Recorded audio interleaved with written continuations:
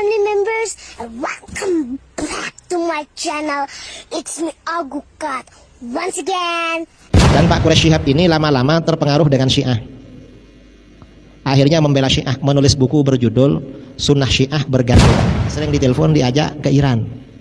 Katanya mau dibiayai, dengar-dengar mau dikasih uang saku 4 miliar. Mengapa condong ke Syiah? Ya mungkin dikasih fulus sama Syiah. Karena Syiah ini banyak. Ini ada mahasiswa pasca sarjana mengatakan terkait salah satu tokoh tafsir di Indonesia yang mana beranggapan jilbab itu tidak wajib. Bagaimana tanggapannya, Kiai? Saya kira kalau bilang jilbab gak wajib bukan tokoh tafsir itu. Nah, memang di Indonesia ini ya, yang dianggap tokoh tafsir itu Dr. Quraisy Shihab. Yang saya amati dari buku-buku beliau, Tafsir Al-Misbah itu sumbernya 3 kitab. Yang pertama Tafsir Al-Manar, tulisan Syekh Sayyid Rashid Ridha dari ceramah gurunya Muhammad Abduh. Di bagian awal saya perhatikan, kalau Rashid Ridha ini keliru, Dr. Quraisy Shihab keliru juga. Mengapa? Karena taklid pada Rashid Ridha. Saya perhatikan, itu sumber pertama. Sumber kedua, sumbernya Tafsir Al-Misbah itu Tafsir At-Tahrir wa Tanwir, karangan ulama Tunis Muhammad At-Tahir bin Ashur Al-Maliki. Itu yang kedua. Yang ketiga, rujukannya Nalmud Durar fi Tanasubil Ayati Waswar, karangan ulama abad 9 Al-Imam Burhanuddin Ibrahim bin Omar Al-Biqai. Sumbernya dari situ. Kalau beliau dibilang pakar tafsir, ya enggak lah, wong itu hanya comot-comot aja. Ya dibanding yang nggak ngerti sama sekali, ya pakar. Tapi kalau dianggap seperti ahli tafsir yang dulu-dulu, ya enggak.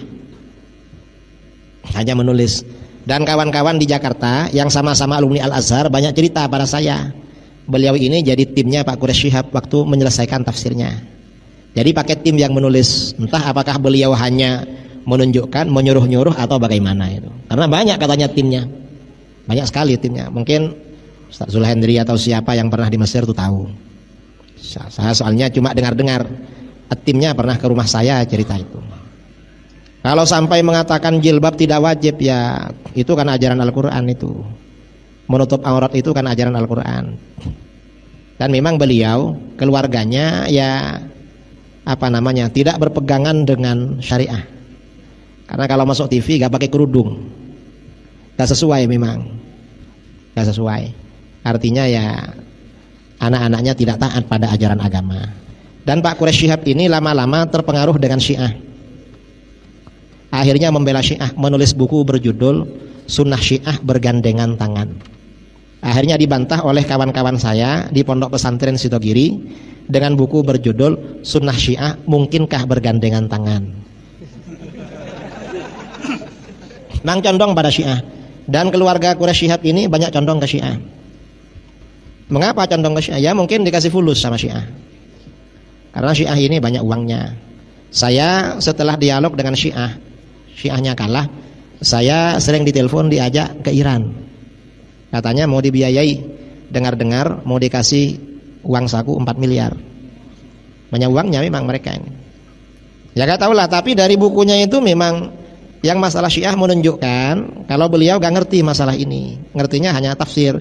Kalau soal akidah, soal fikih, beliau gak ngerti sama sekali. Karena kuliahnya cuma soal jurusan tafsir yang saya baca dari bukunya. Karenanya kalau fikih ya harus belajar pada ustadz-ustadz yang pernah di pondok. Kalau gak pernah mondok, sulit memang memahami ilmu fikih. Kalau jilbab itu hukumnya wajib, saudara. Dan itu ayat Al-Quran. Di dalam ayat Al-Quran kan sangat jelas kan. Dan yang boleh dibuka dan yang harus ditutup itu apa saja. Yang boleh dibuka itu kan hanya zinah zahirah, perhiasan luar, itu orang perempuan. Perhiasan luar ya, wala yubdina zinatahunna illa ma dhahara minha. Perempuan enggak boleh menampakkan perhiasannya kecuali yang biasa ditampakkan. Ini ulama khilaf, yang biasa ditampakkan ini apa? Kalau Ibnu Abbas, yang biasa ditampakkan itu wajah dan telapak tangan. Berarti perempuan enggak wajib bercadar. Kalau menurut Ibnu Mas'ud, yang ditampakkan pakaian luar, wajah harus pakai cadar. Jadi seperti itu. Kalau yang seperti leher itu nggak boleh ditampakkan itu. Karena di dalam ayat wal yatribna bi khumurihinna ala juyubihin, dan pasangkan kerudung mereka pada bagian dada mereka. Kalau kerudung ini dididitkan pada bagian dada, berarti leher gak kelihatan, rambut gak kelihatan. Itu peraturannya. Jadi peraturannya jilbab di situ. Ini sebagian orang kadang-kadang pakai jilbab, cuma ya pakai kerudung aja, lalu rambutnya depannya kelihatan. Gak boleh itu, gak ada mazhabnya itu. Itu mazhab-mazhab modern. Apalagi yang rambutnya dibuka, itu gak ada mazhab. Karena mengapa orang Arab itu dulu sebelum turun ayat orang Arab jahiliyah itu pakai kerudung. Kerudungnya itu ke belakang. Karena kerudungnya ke belakang, lehernya dan dada bagian atas kelihatan. Lalu akhirnya apa? Kerudung ini di dalam Al-Quran diperintahkan diletakkan ke leher dan dada bagian atas agar gak kelihatan. Itu peraturan tentang aurat. Itu di surat An-Nur. Ini masjidnya kan Masjid Raya An-Nur.